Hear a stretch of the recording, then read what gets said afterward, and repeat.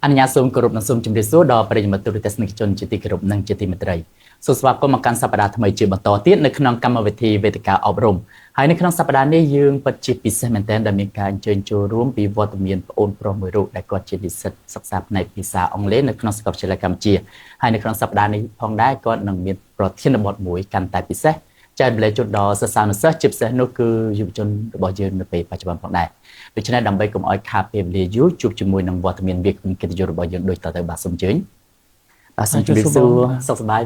យបាទសុខសប្បាយបងអរគុណច្រើនមែនទែនសម្រាប់ការអញ្ជើញចូលរួមនៅក្នុងសប្តាហ៍នេះក្នុងកម្មវិធីវេទិកាអប់រំរបស់ស្ថានីយ៍ទូរទស្សន៍អាស៊ីអាគ្នេយ៍ជាកិច្ចចាប់ផ្ដើមនេះអាចសូមជួយអនុញ្ញាតណែនាំខ្លួនបន្តិចទៅបាទសូមអញ្ជើញបាទបងបាទអញ្ចឹងជាបឋមមុននឹងខ្ញុំធ្វើការណែនាំខ្លួនខ្ញុំបាទសូមជម្រាបសួរដល់បងម្ដងទៀតដូចជាសូមជម្រាបសួរទៅកាន់ទស្សនិកជនទាំងអស់គ្នាខ្ញុំបាទឈ្មោះអន្តរិទ្ធហើយសប្តាហ៍នេះខ្ញុំគឺជានិស្សិតដែលកំពុងតែសិក្សាអក្សរសាស្ត្រភាសាអង់គ្លេសនៅសាកលវិទ្យាល័យកម្ពុជាហើយថ្ងៃនេះខ្ញុំពិតជាមានក្តីសោមនស្សរីករាយជាពន់ពេកដែលបានមកចូលរួមចែករំលែកពាក់ព័ន្ធជាមួយនឹងជំនាញរបស់ខ្ញុំទៅកាន់បងប្អូនដូចជាទៅកាន់សិស្សប្អូនទាំងអស់គ្នាផងដែរបាទអរគុណច្រើនមែនទែនថារិទ្ធដោយអ្វីដែលខ្ញុំបានជម្រាបជូនពីក្បាលកម្មវិធីគឺថារិទ្ធមានជាប្រធានបទមួយជាពិសេសសម្រាប់ក្នុងកម្មវិធីយើងនៅក្នុងសប្តាហ៍នេះនោះអាចជម្រាបជូនដល់ទស្សនិកជនយើងបន្តិចគេជាប្រធានបទបែបណាដែរបាទអញ្ចឹងសម្រាប់ប្រធានបទខ្ញុំនេះគឺពាក់ព័ន្ធជាមួយនឹងជំនាញភាសាអង់គ្លេសតែធ្វើការភ្ជាប់យុវជនរបស់យើងទៅកាន់ពិភពលោកទាំងមូលបាទអញ្ចឹងតាមបទពិសោធន៍ដែលបងធ្លាប់សម្ភាសពីមុនមកភាសាអង់គ្លេសពិតជាដើរតួនាទីសំខាន់មែនទែនជាពិសេសនោះគឺការធ្វើការក៏ដូចជាទៅកាន់ពិភពលោកអញ្ចឹងក៏មានសំណួរចាប់ផ្ដើមផងដែរទាក់ទងទៅនឹងការភ្ជាប់យុវជនរបស់យើងទៅកាន់ពិភពលោកហ្នឹងតើថារកថាការសិក្សាផ្នែកភាសាអង់គ្លេសឬក៏យើងហៅថាអក្សរសាស្ត្រភាសាអង់គ្លេសហ្នឹងអាចជួយដល់យុវជនរបស់យើងហ្នឹងភ្ជាប់ខ្លួនឯងទៅពិភពលោកតាមរបៀបណាខ្លះបាទសូមអរគុណសម្រាប់សំណួរដ៏មានសារៈសំខាន់នេះបាទអញ្ចឹងយើងទាំងអស់គ្នាដឹងស្រាប់ថាពាក់ព័ន្ធជាមួយនឹងជំនាញអក្សរសាស្ត្រអង់គ្លេសនេះគឺពិតជាមានសារៈសំខាន់ខ្លាំងណាស់មិនថានៅក្នុងក្របខ័ណ្ឌនៃប្រទេសកម្ពុជាក៏ដូចជានៅក្នុងក្របខ័ណ្ឌពិភពលោកទាំងមូលគឺមានសារៈសំខាន់ខ្លាំងណាស់អញ្ចឹងហើយបានជាខ្ញុំមកចូលរួមចែករំលែកនៅក្នុងថ្ងៃនេះគឺខ្ញុំសូមធ្វើការអំពាវនាវទៅកាន់យុវជនទាំងអស់មិនថានៅកាន់ទីជនបទក៏ដោយមិនថានៅទីក្រុងក៏ដោយគឺព្យាយាមធ្វើយ៉ាងណារៀនភាសាអង់គ្លេសមិនថារៀនតាមណាក៏ដោយរៀនតាមរយៈ YouTube រៀនតាមរយៈនៅតាមសាលាឯកជនដូចជារៀននៅតាមសាកលវិទ្យាល័យគឺដាច់ខាតគឺត្រូវតែរៀនជាដាច់ខាតព្រោះអីវាពិតជាមានសារៈសំខាន់ខ្លាំងមែនទែននៅក្នុងបរិបទដែលយើងរៀននៅសាកលវិទ្យាល័យមួយនេះបាទហើយជាភាសានេះគឺខ្ញុ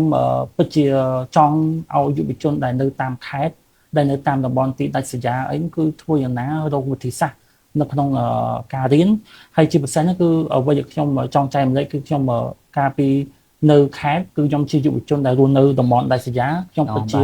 ខ្វះខាតនៅក្នុងការរៀនភាសាអង់គ្លេសជាពិសេសគឺពាក់ព័ន្ធជាមួយនឹងបញ្ហាអ៊ីនធឺណិតទី2គឺពាក់ព័ន្ធជាមួយនឹងកង្វះខាតគ្រូបង្រៀនបាទគឺនៅពេលដែលខ្ញុំនៅតាមខេត្តនេះគឺខ្ញុំមិនមានឱកាសក្នុងការរៀនភាសាអង់គ្លេសទេគឺជាការបាត់ឱកាសមួយយ៉ាងធំនៅពេលដែលមករៀននៅសាកលវិទ្យាល័យហើយចឹងទៅគឺធ្វើយ៉ាងណាអ្វីដែលខ្ញុំចង់ឲ្យយុវជនយើងដែលនៅខេត្តគឺយើងរៀនតែបានច្រើនទៅរកវិធីសាស្ត្រគ្រប់មធ្យោបាយទាំងអស់ធ្វើតែរៀនឲ្យបានជាដាច់ខាតហើយជាពិសេសជាងនឹងទៅទៀតនោះគឺប៉ុន្តែអ្វីដែលខ្ញុំពិតជារំភើបគឺថានៅយុវជនដែលនៅតាមតំបន់យុវជនដែលនៅទីក្រុងគឺគាត់មានឱកាសច្រើនមែនទែនតាមរយៈការរៀនព្រោះអីគាត់នៅទីក្រុងគាត់មានបច្ចេកវិទ្យាគឺគាត់មានគ្រូល្បីៗគឺគាត់ពិតជាមានឱកាសច្រើនជាងយុវជនដែលនៅតាមទីជនបទក៏ប៉ុន្តែខ្ញុំពិតជាសូមសំណូមពរមិនថាយុវជននៅទីណាក៏ដោយទ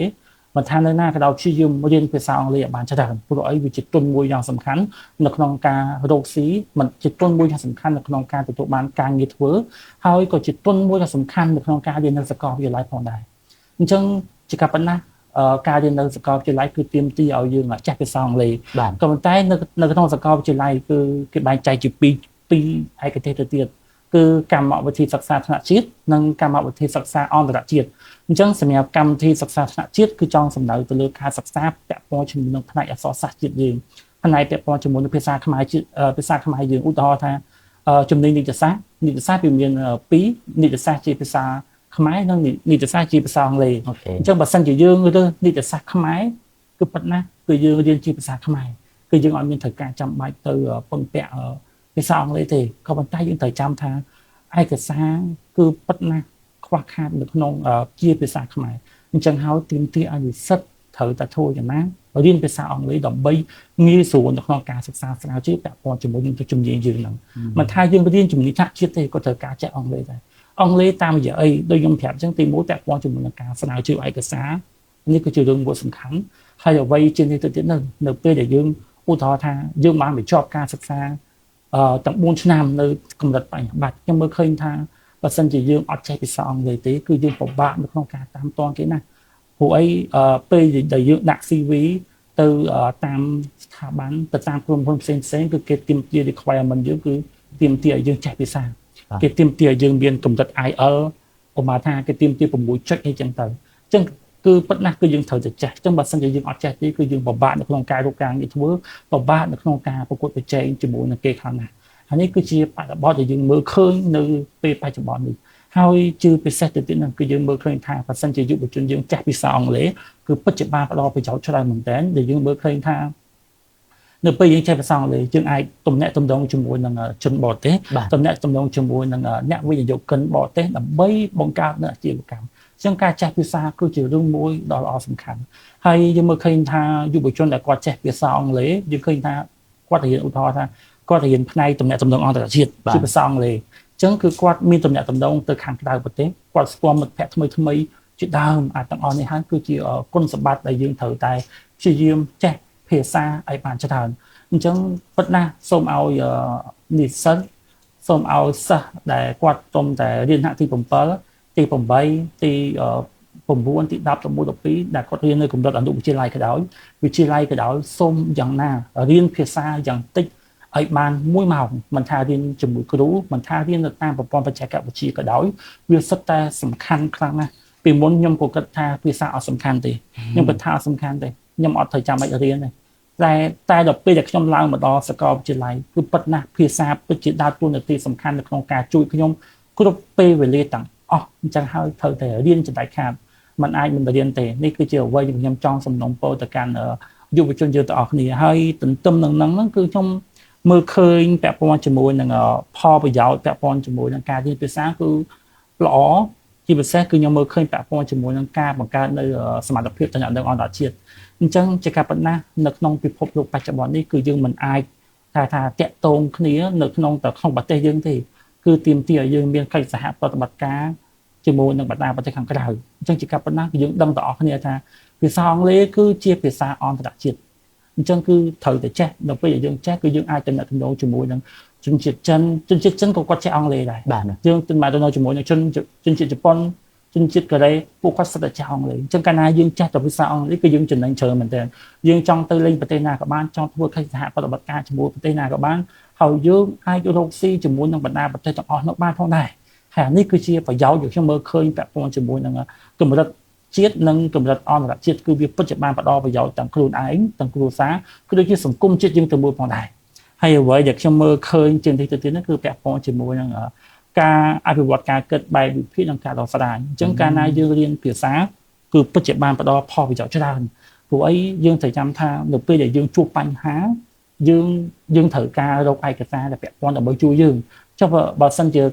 យើងរកឯកសារពាក់ព័ន្ធមួយថ្នាក់កម្រិតថ្នាក់ជាតិដល់ថារកភាសាខ្មែរយើងអត់មានទេយើងអាចរកតាមរយៈភាសាយើងអាចប្រើភាសាអង់គ្លេសដើម្បីជួយជំនួយនៅក្នុងការជួយរកដំណោះស្រាយឲ្យយើងសម្បីតែឧបមាថាជនជាតិអាល្លឺម៉ង់ដែលគាត់សិទ្ធិជាអ្នកល្បីហើយគាត់អាចនិយាយភាសាអង់គ្លេសបានគាត់ជួយដោះស្រាយគឺគាត់ធ្វើវីដេអូ content YouTube អីគាត់និយាយជាភាសាអង់គ្លេសគឺយើងអាចមើលវីដេអូគាត់យើងទាញយកទៅដំណោះស្រាយពីគាត់ផងដែរហើយនេះគឺជារឿងមួយដ៏មានសារៈសំខាន់នៅពេលដែលយើងរៀនភាសាបរទេសហើយអ្វីដែលខ្ញុំមើលឃើញបន្តទៅនេះគឺពាក់ព័ន្ធជាមួយនឹងការពង្រឹងនៅវប្បធម៌ចឹងជាការប៉ុណ្ណានៅក្នុងពិភពលោកនេះគេថាពិភពលោកបែបសកលភាវូបនីយកម្មគឺតាក់ទងជាមួយនឹងវប្បធម៌អញ្ចឹងកាលណាយើងចេះភាសាធ្វើឲ្យយើងស្វែងយល់អំពីវប្បធម៌នៅបណ្ដាប្រទេសជាច្រើននៅពេលណាដែលយើងដឹងអំពីវប្បធម៌កាន់តែច្រើននោះធ្វើឲ្យយើងហៅថាចេះបើកចិត្តទទួលយកនៅវប្បធម៌ចេះ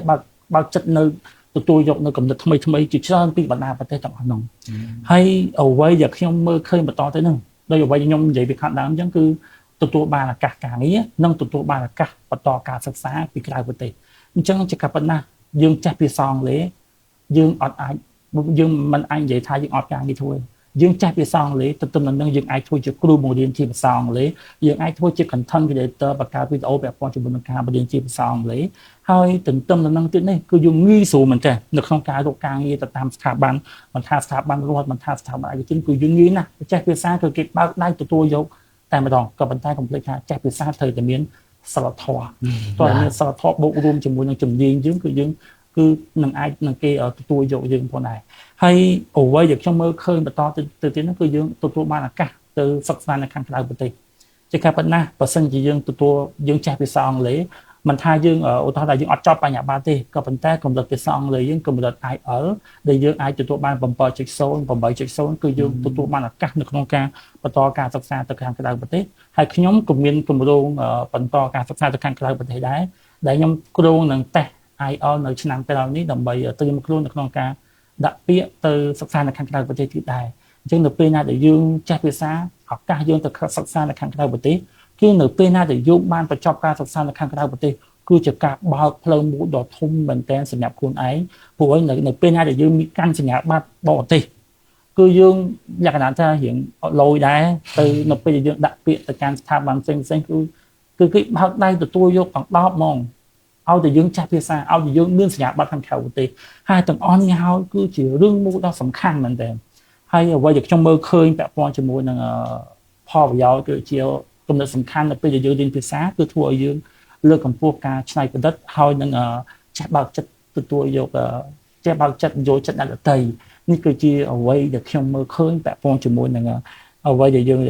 រៀនភាសាបាទនេះគឺជាគំនិតសំខាន់ដែលខ្ញុំចង់ចែករំលែកបាទអូខេអរគុណច្រើនមែនទែនថារដ្ឋសម្រាប់ការបកស្រាយយ៉ាងក្បោះក្បាយតកតងទៅនឹងការបើកផ្លូវសម្រាប់យុវជនកម្ពុជារបស់យើងដែលសិក្សាភាសាអង់គ្លេសហ្នឹងគឺទៅកាន់ពិភពលោកអញ្ចឹងងាកមកសង្គមខ្មែរបច្ចុប្បន្នវិញចង់ឲ្យថារដ្ឋបកស្រាយបងដែរថាតើការសិក្សាភាសាអង់គ្លេសនឹងជួយឲ្យនិស្សិតយើងនឹងប្រើចំណេះដឹងបែបណាក្នុងការជួយអភិវឌ្ឍសង្គមកម្ពុជានាពេលបច្ចុប្បន្នក៏ដូចជាអនាគតផងដែរបាទអរគុណបងសម្រាប់សំណួរដ៏មានសារៈសំខាន់នេះបាទអញ្ចឹងខ្ញុំមើលឃើញថាពាក់ព័ន្ធជាមួយនឹងនៅពេលដែលយុវជនយើងចេះភាសាគឺពិតណាស់បានផ្ដល់ផលប្រយោជន៍យ៉ាងច្រើនសម្រាប់ខ្លួនឯងផងសម្រាប់គ្រួសារផងសម្រាប់នឹងសង្គមជាតិផងបើសិនជាយើងនិយាយពីខ្លួនឯងគឺពិតណាស់គឺយើងអាចរកប្រាក់ចំណូលបានច្រើនតាមរយៈយើងចេះបកប្រែភាសាយើងចេះបកប្រែឯកសារបកជាអត្ថបទឧទាហរណ៍ថាយើងចេះភាសាអង់គ្លេសហើយគឺឧទាហរណ៍ថាគេជួយើងឥឡូវបងឯងបកភាសាឥឡូវបក3អត្ថបទឲ្យបងនឹងឲ្យប្រាក់រាប់ដោយថា$300អីចឹងចុះនេះគឺជារឿងមួយដ៏មានសារៈសំខាន់នៅពេលដែលយើងចេះភាសានេះគឺជាអ្វីដែលខ្ញុំទទួលបានបទពិសោធន៍ពីរៀនច្បងតែគាត់ចេះភាសាហើយគាត់បកប្រែភាសាអញ្ចឹងនៅពេលដែលគាត់ធ្វើការងារទាំងអស់ហ្នឹងហើយគាត់បង្រៀនសិស្សផងប្រាក់ខែស្ទើរតែរាប់ពាន់ដុល្លារក្នុងមួយខែហើយគាត់អាចចិញ្ចឹមទាំងខ្លួនឯងចិញ្ចឹមគ្រួសារហើយនឹងក៏ដូចជាជួយចូលរួមចំណែកក្នុងការអភិវឌ្ឍជាតិផងដែរត្រូវចាំថាហេតុអីបានជាយើងរកប្រាក់ចំណូលហើយយើងអាចជួយជាតិបានជាការពិតណាស់នៅពេលណាដែលយើងរកប្រាក់ចំណូលច្រើនវានឹងបង្កើននៅកម្រិត GDP ធ្វើឲ្យ GDP របស់យើងប្រជាជនយើងកាន់តែខ្ពស់គឺធ្វើឲ្យប្រទេសជាតិយើងកាន់តែមានការរីកចម្រើនហើយនេះហើយគឺជាការចូលរួមនៅក្នុងការអភិវឌ្ឍជាតិរបស់យើងពាក់ព័ន្ធទៅតាមការរៀនភាសាហើយអ្វីដែលខ្ញុំមើលឃើញបន្តទៀតនោះគឺពាក់ព័ន្ធជាមួយនឹងភាសាអង់គ្លេសដដែលទេប៉ុន្តែគ្រាន់តែខ្ញុំចង់និយាយនៅក្នុងចំណុចមួយនៅពេលដែលយើងចេះភាសាទន្ទឹមនឹងនោះយើងអាចចែករំលែកបន្តទៀតទៅកាន់សិស្សប្អូនទៅកាន់អ្នកដែលគាត់អត់ចេះហើយគាត់ចេះភាសាតាមដូចអ្វីដែលយើងចេះដែរខ្ញុំសូមគូរំលឹកបញ្ជាក់ផងដែរថាក្រោយអំពីប្រទេសកម្ពុជាយើងទទួលបាននៅការបំរុងបំរុងជាតិនៅក្នុងឆ្នាំ1998យើងមានគោលនយោបាយមួយគេហៅថាអ្នកចេះបង្រៀនអ្នកមិនចេះអញ្ចឹងយើងនៅតែបន្តនឹងអនុវត្តនៅអ្វីដែលយើងធ្វើពីមុនមកដែរអញ្ចឹងយើងចេះត្រូវតែបង្រៀនអ្នកមិនចេះព្រោះអីអាការដែលយើងធ្វើបែបនេះគឺជាវប្បធម៌ចែករំលែកមួយដ៏មានសារៈសំខាន់នៅក្នុងការជួយជាតិរបស់យើងផងដែរហើយទន្ទឹមនឹងនោះខ្ញុំមើលឃើញពាក់ព័ន្ធជាមួយនឹងនៅពេលណាដែលយើងចេះភាសាយើងអាចបកប្រែនឹងការបកស្រាយភាសាបានជាច្រើននេះគឺជារឿងមួយទទួលនៅយើងងាយស្រួលនៅក្នុងការរកបានប្រាក់ចំណូលតាមរយៈទាំងអស់ហ្នឹងផងដែរបាទហើយទន្ទឹមនឹងហ្នឹងយើងមើលពាក់ព័ន្ធជាមួយនឹងវិស័យទេសចរវិស័យទេសចរគឺនៅពេលណាដែលយុវជនយើងប្រជាជនយើងចេះភាសាបរទេសកាន់តែច្រើនធ្វើឲ្យជួយជំរុញឲ្យវិស័យទេសចរកាន់តែរីកចម្រើនឡើង តើវាជួយតាមរយៈណាយើងត្រូវចាំថានៅពេលដែលយុវជនយើងចេះភាសាគឺយើងអាចម្នាក់នេះគឺយើងចេះយើងយកភាសាដែលយើងចេះនេះចែករំលែកទៅកាន់ពិភពលោកឧទាហរណ៍ថាយើងចង់ចែករំលែកអំពីប្រាសាទអង្គរវត្តអញ្ចឹងយុវជនម្នាក់ចេះភាសាមួយយើងទៅធ្វើវីដេអូបង្កើតផ្សព្វផ្សាយទៅកាន់ពិភពលោកឲ្យគេស្គាល់ប្រាសាទអង្គរវត្តយើងកាន់តែច្រើនរមណីយដ្ឋានយើងមិនមែនមានតែមួយណាមានច្រើនមែនតើហើយយុវជនយើងរាប់សែននាក់ចេះភាសាមួយនៅពេលដែលចេះភាសាហើយយើងធ្វើវីដេអូផលិតផ្សព្វផ្សាយធ្វើឲ្យវិស័យទេសចរយើងកាន់តែរីកតែកាលណាវិស័យទេសចរយើងកាន់តែរីកធ្វើឲ្យប្រជាជនយើងនៅតាមតំបន់មូលដ្ឋានហ្នឹងគឺគាត់មានប្រាក់ចំណូលដែរព្រោះអីគាត់លក់ដូរតាមរយៈលក់ដូរនៅអីវ៉ាន់គាត់បង្កើតនៅទស្សនៈគាត់បង្កើតនៅស្ថានភាពអញ្ចឹងនៅពេលណាដែលមានភ្ញៀវទេសចរកាន់តែច្រើនគឺគាត់ងាយស្រួលនៅក្នុងការរកប្រាក់ចំណូលបានទៀតផងហើយនេះគឺជារឿងមួយល្អប្រសើរហើយទន្ទឹមនឹងនោះនៅពេលដែលយើងចេះភាសាអង់គ្លេសហើយហ្នឹងគឺពិតជារឿងល្អយើងអាចសរសេរអត្ថបទជាភាសាអង់គ្លេសផ្សព្វផ្សាយទៅកាន់ពិភពលោកយើងអាចសរសេរអត្ថបទដាក់ចូលនៅក្នុង website ដើម្បីឲ្យពិភពលោកគឺកាន់តែស្គាល់យើងច្រើនទៀតហើយនេះគឺជាអ្វីដែលខ្ញុំមើលឃើញហើយទន្ទឹមនឹងហ្នឹងគឺអ្វីដែលខ្ញុំមើលឃើញបន្តទៀតហ្នឹងគឺពាក់ព័ន្ធជាមួយនឹងការអភិរក្សនិងផ្សព្វផ្សាយវប្បធម៌ខ្មែរដដែលនេះគឺថាតាមរយៈដូចអ្វីដែលខ្ញុំលើកមកខាងដើមអញ្ចឹងគឺយើងអាចផ្សព្វផ្សាយតាមរយៈបណ្ដាញសង្គមសារព័ត៌មានតាមរយៈបណ្ដាញសង្គមផ្ទាល់ខ្លួន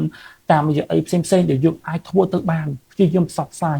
វប្បធម៌ព្យាយាមផ្សព្វផ្សាយអរិយធម៌ខ្មែរយើងទៅកាន់ពិភពលោកហើយអារឿងដែលយើងធ្វើទាំងអស់នេះហើយគឺជាការចូលរួមចំណែកនៅក្នុងការជួយជាតិជួយទាំងខ្លួនឯងជួយទាំងគ្រួសារបាទ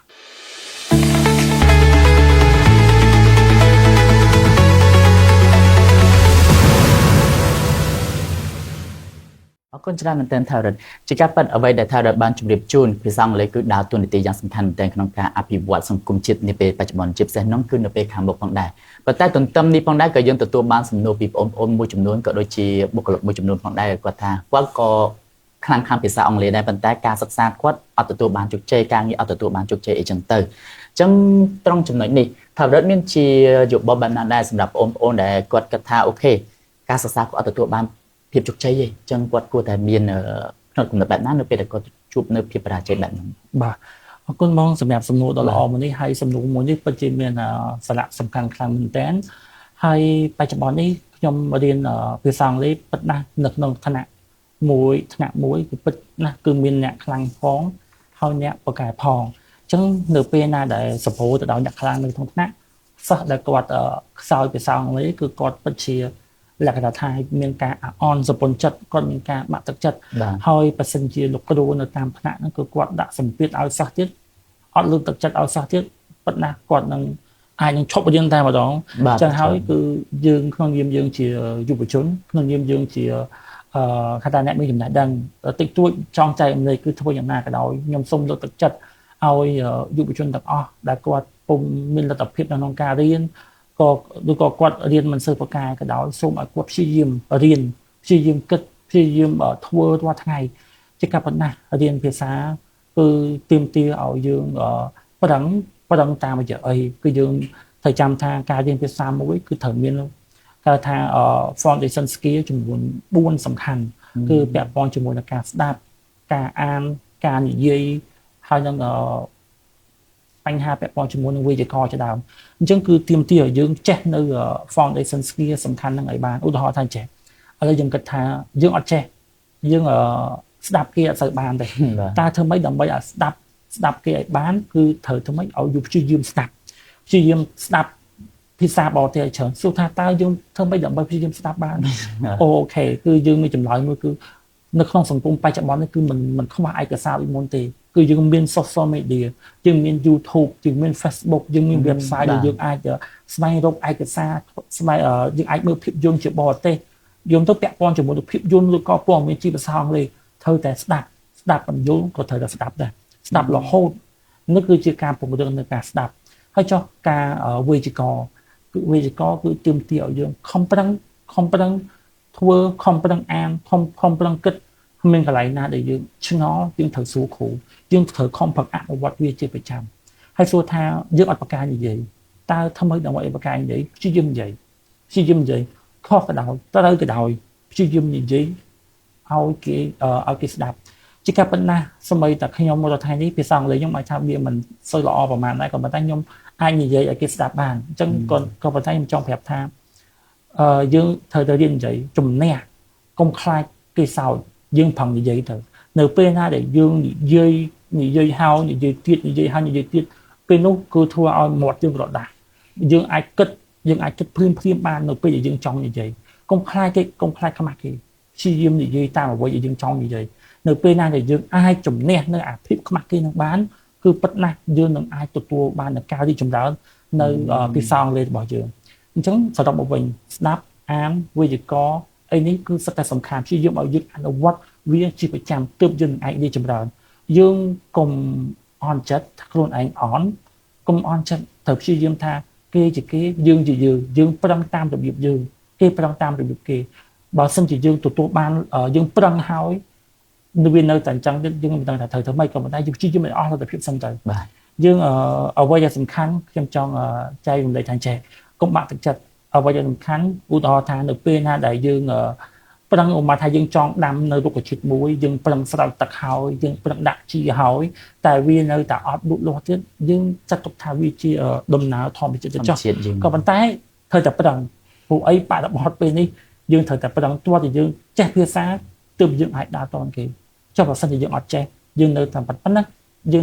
គឺយើងអត់ដើរតយើងដើរតនគេទេអញ្ចឹងដាច់ខាតត្រូវតែចេះត្រូវតែប្រឹងត្រូវតែព្យាយាមលើកទឹកចិត្តឲ្យខ្លួនឯងខ្ញុំចង់ចែកម្លែកនៅ tip សំខាន់មួយទៀតបាទនៅពេលណាដែលខ្ញុំបាក់ទឹកចិត្តនៅពេលណាដែលខ្ញុំអត់ទឹកចិត្តឧទាហរណ៍តែជាការបណ្ដារៀននៅក្នុងថ្នាក់គឺមានអ្នកខ្លាំងអញ្ចឹងខ្ញុំពេលខ្លះអន់ចិត្តដែរនៅពេលណាដែលគ្រូគាត់សួរយើងជាសួរសំណួរយើងឆ្លើយអត់ចេញយើងអន់ចិត្តសួរថាធ្វើម៉េចដើម្បីឲ្យយើងមានទឹកចិត្តឡើងមកវិញខ្ញុំតែងតែបិទរូប2នៅក្នុងបន្ទប់ខ្លួនឯងទី1បិទរូបខ្លួនឯងអ្នកសំទានទី2បិទរូបខ្លួនឯងជាមន្ត្រីរាជការឥឡូវសួរថាបងហើយជាភាសានេះគឺថានៅពេលដែលខ្ញុំក្រោកពីព្រឹកឡើងខ្ញុំមើលខ្លួនឯងនៅពេលដែលខ្លួនឯងខ្ជិលងើបមើលសួរខ្លួនឯងថាឥឡូវចង់ខ្លាចជាមន្ត្រីឬក៏ចង់ខ្លាចជាអ្នកសំទានអញ្ចឹងនៅពេលណាដែលយើងឃើញរូបថតទាំងពីរហ្នឹងគឺធ្វើឲ្យយើងងើបស្ទុះតែម្ដងហើយជាភាសានេះគឺជា tip 1ហើយជាភាសាទៀតនេះទៅទៀតគឺយើងនឹកឃើញដល់ឪពុកម្ដាយយើងខំប្រឹងណាស់ចិញ្ចឹមយើងរហូតតទៅហុំពេញរូបពេញរាងសួរថាហេតុនេះបានជាយើងមិនប្រឹងរៀន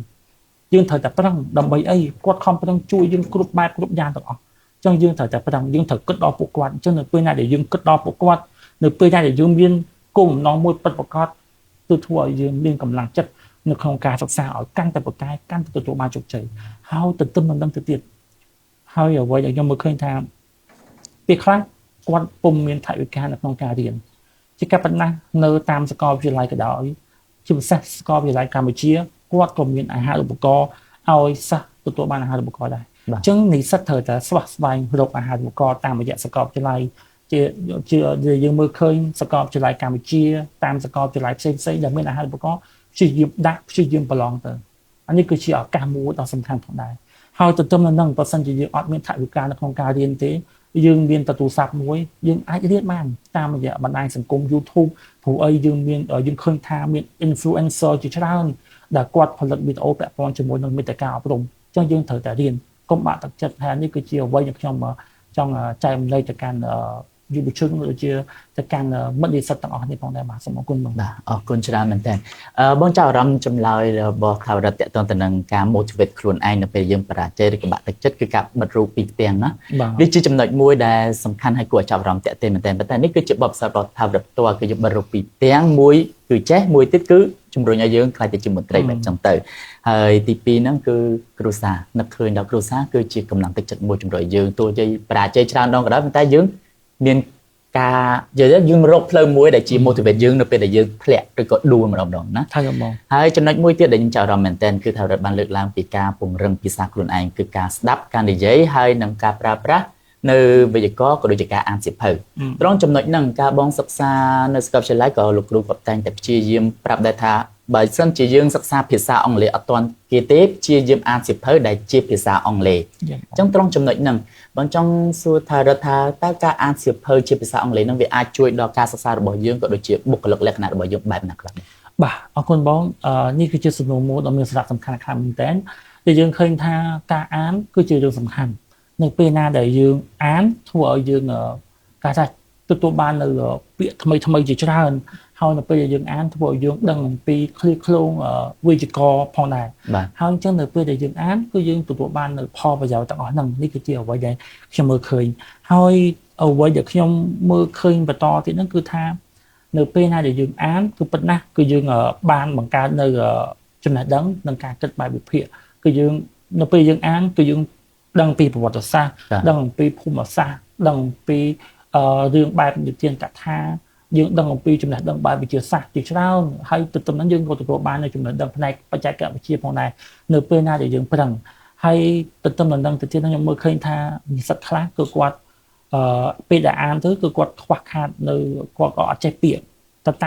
គាត់អាចបកប្រែពាក្យហ្នឹងតាមរបៀបណាបានអញ្ចឹងជាការពិតណាស់ឥឡូវយើងគិតថាចេះនេះជាដំណោះស្រាយរបស់ខ្ញុំណាបងហើយថាវាមិនមែនជាដំណោះស្រាយជារួមក៏តែខ្ញុំចង់ចែករំលែកនៅអ្វីដែលខ្ញុំកំពុងតែធ្វើសប្តាហ៍នេះហើយអ្នកខ្លះគាត់ខ្លាច AI គាត់គិតថា AI ធ្វើឲ្យមនុស្សខ្ជិលក៏ប៉ុន្តែយើងត្រូវចាំថានៅក្នុងបរិបទសប្តាហ៍នេះបញ្ញាសិប្បនិម្មិតពិតជាជួយយើងច្រើនណាស់ក៏ប៉ុន្តែយើងគុំធ្វើឲ្យខ្លួនខ្លាចជាឧបករណ៍របស់ AI យើងត្រូវតែធ្វើជាមេវាត្រូវតែជាអ្នកវិជ្ជាវាវិញកុំខ្លាចជាឧបករណ៍វាអសោះយើងត្រូវចេះប្រើ AI ឲ្យមានប្រយោជន៍យើងត្រូវចេះឧទាហរណ៍ថាយើងអានសៀវភៅនៅពេលណាដែលយើងជួបពាក្យពិបាកយើងអាចសួរវាទៅឲ្យវាបកខ្ញុំមើលឃើញថា AI អាចបកត្រូវស្ទើរតែ 80% ឯងនៅក្នុងន័យជាបរិបទជាភាសាអង់គ្លេសមកជាភាសាខ្មែរអញ្ចឹងយើងត្រូវតែរៀនប្រើវាកុំខ្លាចវាហើយជាភាសានេះខ្ញុំធ្វើយ៉ាងណាក៏ដោយជំរុញឲ្យយុវជនត្រូវចេះប្រើវាកុំខ្លាចវាព្រោះកាលណាយើងនៅតែខ្លាចតើពេលណាទៅដែលយើងដើរទាន់គេពេលណាទៅដែលប្រធ្វើឲ្យប្រទេសជាតិយើងមានការអភិវឌ្ឍបើសិនជាយើងគ្រាន់តែប៉ុណ្្នឹងយើងខ្លាចបាត់ហ្នឹងយើងត្រូវចេះប្រើវាឲ្យមានប្រយោជន៍អញ្ចឹងនៅពេលយើងអត់ចេះវាប្រើ AI ជួនកាលពេលខ្លះ dictionary ដែលយើងមើលដែលយើងទិញមកពេលខ្លះយើងពេលខ្លះបកត្រូវន័យទេបងបកត្រូវន័យទេអញ្ចឹងគឺយើងអូខេយើងមានទូរស័ព្ទមួយមានអ៊ីនធឺណិតយើងអាចមើលពាក្យបានរាប់ពាន់ពាក្យដោយចំណេញលុយដែលយើងមិនបាច់ចាំទៅទិញ dictionary ជាច្រើនក្បាលមកទេហើយទន្ទឹមនឹងទៀតយើងមើលឃើញថាចេះលោកគ្រូភាសាអង់គ្លេសម្នាក់គឺគាត់ត្រូវបង្រៀនសិស្សរាប់រយនាក់អញ្ចឹងគឺគាត់ពុំមានពេលវេលានៅក្នុងការឆ្លើយតបពាក្យយើងទេបាទគាត់មិនថាគាត់មានចិត្តអាក្រក់ទេប៉ុន្តែឲ្យតែសិស្សសួរគាត់ឆ្លើយឯងក៏ប៉ុន្តែយើងឃើញថាយើងត្រូវយល់ពួកគាត់ដែរចឹងថាគាត់ហត់គាត់ត្រូវការពេលសម្រាប់អញ្ចឹងបើយើងគិតទៅសួរគាត់រាប់រយពាក្យហ្នឹងគឺគាត់មានពេលវេលាណាមកចែកម្លេចដល់យើងត្រូវយកចិត្តពួកគាត់ដែរអញ្ចឹងព្យាយាមឲ្យយើងព្យាយាមរកវិធីសាស្ត្រគ្រប់បែបយ៉ាងធ្វើយ៉ាងណាឲ្យយើងចេះបញ្យោពាក្យទាំងអស់ហ្នឹងអានេះគឺជាអ្វីដែលខ្ញុំចង់ចែករំលែកទៅកាន់មិត្តនិស្សិតទាំងអស់គ្នាហើយទន្ទឹមនឹងនៅពេលដែលយើងអានសៀវភៅច្រើនធ្វើឲ្យយើងអភិវឌ្ឍជំនាញទំនាក់ទំនងជាការប៉ុណ្ណាយើងត្រូវចាំថានៅក្នុងបរិបទនៅពេលបច្ចុប្បន្ននេះជំនាញអនាគតទៅគឺគេថាគេភ័យខ្លាចថាអនាគតទៅអត់ការងារធ្វើក៏ប៉ុន្តែអ្វីដែលខ្ញុំចង់ចែករំលែកទៅកាន់យុវជនទាំងអស់គ្នាសូមឲ្យពង្រឹងនៅភាពទំនាក់ទំនងតែហេតុអីបានជាទំនាក់ទំនងសំខាន់ជាការបណ្ដាខ្ញុំមើលឃើញថាមិត្តនិស្សិតមួយចំនួនទាំងមិត្តភ័ក្តិខ្ញុំក៏ដោយគឺគាត់ខ្វះខាតនៅក្នុងជំនាញទំនាក់ទំនងអញ្ចឹងនៅពេលណាដែលយើងស្គាល់គេកាន់តែច្រើនធ្វើឲ្យយើងមានទំនាក់ទំនងកាន់តែច្រើនធ្វើឲ្យយើងមានឱកាសកាន់តែច្រើនអ្នកខ្លះគាត់គិតថាចាំគេនិយាយរកចាំគេនិយាយរកគាត់ទៅគាត់និយាយរកគេកុំគិតអញ្ចឹងត្រូវតែព្យាយាមនិយាយរកគេខ្ញុំពេលខ្លះខ្ញុំចង់ស្គាល់គេដល់ថ្នាក់ទៅនិយាយរកគេមុននិយាយរកគេមុនហើយគេអត់ចង់និយាយរកទៀតខ្ញុំគិតថាអត់មានអីទៅខំទៀតព្រោះអីខ្ញុំបានព្យាយាមធ្វើអ្វីដែលជាទូនាទីរបស់ខ្ញុំហើយព្យាយាមនិយាយទៅកាន់គេបើសិនជាគេមិននិយាយរកយើង it's okay យើងអត់ព្យាយាមយើងអត់មានទៅចាំបាច់ខំគេយើងព្យាយាមនិយាយរកមិត្តភក្តិណាដែលគេអាចនិយាយដែលយើងនិយាយរកគេហើយគេនិយាយរកយើងវិញនៅពេលណាដែលយើងមានទំនាក់ទំនងកាន់តែច្រើនធ្វើឲ្យយើងមានឱកាសកាន់តែច្រើនហើយជាពិសេសជាងនេះទៅទៀតខ្ញុំចង់ឲ្យយុវជនយើងទាំងអស់នៅពេលដែលយើងអានសៀវភៅធ្វើឲ្យយើងចេះគិតធ្វើឲ្យយើងមានសិលធម៌បាទហេតុអីបានយើងនិយាយចឹងខ្ញុំលើកឧទាហរណ៍ទៅចេះនៅពេលដែលខ្ញុំអានសៀវភៅទៅខ្ញុំអានជាភាសាអង់គ្លេសឃើញចំណុចមួយពាក់ព័ន្ធជាមួយនឹងសិលធម៌អញ្ចឹងនៅពេលណាដែលយើងចេះគឺរកចាស់ទុំគឺពិតណាស់នឹងទទួលបានផលប្រយោជន៍ច្រើននៅពេលដែលយើងឧទាហរណ៍ថាយើងជួបជាមួយនឹងចាស់ព្រឹទ្ធាចារ្យយើងជួបជាមួយលោកគ្រូយើងចេះជំរាបសួរ ជាប្រពៃណីខ្មែរយើងផងដែរនៅពេលណាដែលយើងចេះគ្រប់គេបែបនេះចេះធ្វើរបៀបទុនភ្លន់បែបនេះធ្វើឲ្យពួកគាត់ស្រឡាញ់យើងកាន់តែច្រើននៅពេលណាដែលពួកគាត់ស្រឡាញ់យើងគឺយើងទទួលបានឱកាសគាត់មានការងារអីគឺគាត់ហៅយើងមកហើយជាពិសេសជាងទៅទៀតហ្នឹងគឺថាឧទាហរណ៍ថានៅពេលណាដែលគាត់មានសភៅដែលចង់ចែកម្លែកគាត់ឃើញថាអូអូនមួយនោះមានសល់ធម៌ចេះគោរពគាត់ទៅហៅមកយកសភៅមកឧទាហរណ៍ខ្ញុំបានសភៅដោយសារតែខ្ញុំចេះគោរពចាស់ទុំខ្ញុំជួនកាលខ្ញុំរៀននៅសាកលវិទ្យាល័យកម្ពុជាក៏ដោយនៅពេលដែលខ្ញុំជួបជាមួយគ្រូអត់ស្គាល់ក៏ខ្ញុំត្រូវទៅជំរាបសួរគាត់ដែរជាពិសេសខ្ញុំឃើញតាមរយៈ page របស់សាលាផុសគេមកគាត់នៅក្នុងសាលាកាន់តែច្រើនហើយខ្ញុំជួបគាត់នៅខាងក្រៅជំរាបសួរគាត់ជំរាបសួរយូរទៅធ្វើឲ្យគាត់ស្គាល់យើងហើយជួនកាលយើងចេះតំណាក់តំណងមួយទៀតយើងចេះ add friend ទៅគាត់ព្រោះអីយើងនឹងស្រាប់ថាលោកគ្រូនៅសាលាគាត់មិនមែនជាបុគ្គលដែលលាក់មុខទេគាត់មាន Facebook អញ្ចឹងនៅពេលដែលយើង add friend ទៅគាត់ទទួលហើយគាត់ជួបយើងនៅសាលាទៀតអញ្ចឹងនៅពេលបែបនេះគឺយើងហៅថាអាចនឹងគាត់ឆាប់ស្គាល់ហើយគាត់អាចនឹងមានអីគាត់ឲ្យយើងមកព្រោះអីដោយសារតែភាពដែលយើងមានសីលធម៌បែបនេះតំណាក់តំណងបាទនេះគឺជារឿងមួយដ៏សំខាន់យើងជាយាមកុំចាំគេនិយាយរកត្រូវតែនិយាយរកគេមុនកុំប្រកាន់កំណត់បែបនេះគឺมันរីកចម្រើនទៅមុខទេហើយទន្ទឹមនឹងនឹងទៀតគឺនៅពេលយើងអានសភៅភាសាអង់គ្លេសគឺពិតណាស់គឺធ្វើឲ្យយើងថាបង្រឹងទម្លាប់នៃការឆ្លងការសិក្សាអញ្ចឹងនៅពេលយើងអានកាន់តែច្រើនធ្វើឲ្យយើងដឹងកាន់តែច្រើនចេះកាន់តែច្រើនពង្រឹងនៅទម្លាប់នៃការសិក្សារបស់យើងបាទអរគុណបងបាទ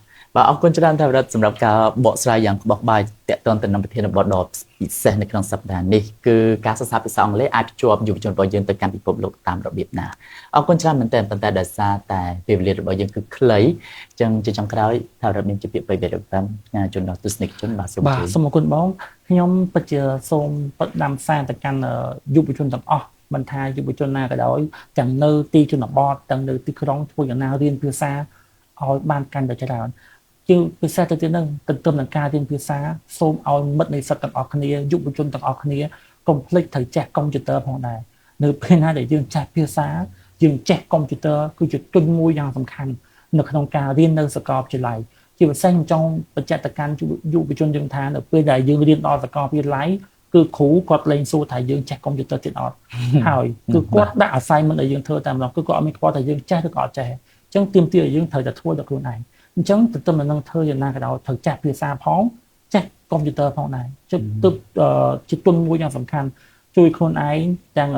នៅក្នុងនៅសាកលវិទ្យាល័យទាំងជួយខ្លួនឯងនៅពេលដែលយើងបញ្ចប់ការសិក្សាផងដែរបាទសូមអរគុណបងបាទសូមអរគុណថារដ្ឋសម្រាប់ការចូលរួមជាវិក្កាមកិច្ចយល់យ៉ាងពិសេសនៅក្នុងសប្តាហ៍នេះក្នុងកម្មវិធីវេទិកាអប់រំជាចុងក្រោយយើងខ្ញុំទាំងពីរនាក់ក៏សូមអរគុណសូមជម្រាបលា